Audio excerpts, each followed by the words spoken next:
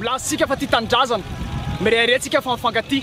le kamarony nefa ty tena na de misy anany tena ty samy tia nafinany ivany de tia ampitirany avony tsy miraharaha akory fisin'ny avany fa samy tsinjony avony de ankehitriny to iriry fotsiny zany hoe ty tanindrazana fa fitiavan-tena no mitoetra ny toe-tsaina fa miangazana tsy takozy fa lova-tena fa malaza fahatrana malaza fahalotona de mikasy samikasy ve no mifanambaka ito fahatolotona tsy atsony fa nefa tsendratsondra mpitondra vita miparipary fiainana efa tsy sarisary moa ny toe-tsaina ame marary rano marina ry zareo koa fa tsy ambena amin'ny ariary de tsy mahita amin'ny fijaliany malagasy na de hita amin'ny ariary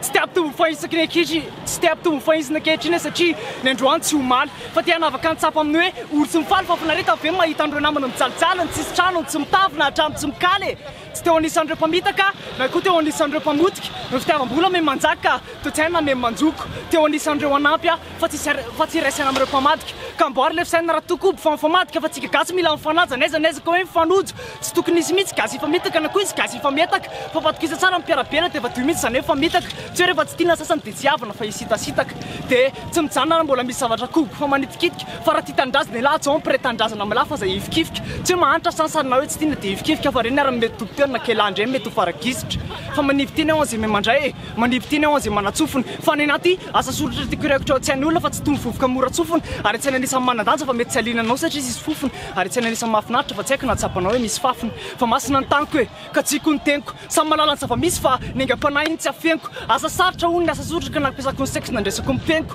zava-misy marina ny tantaraiko fa tsy foroniko fa ranako ny teniko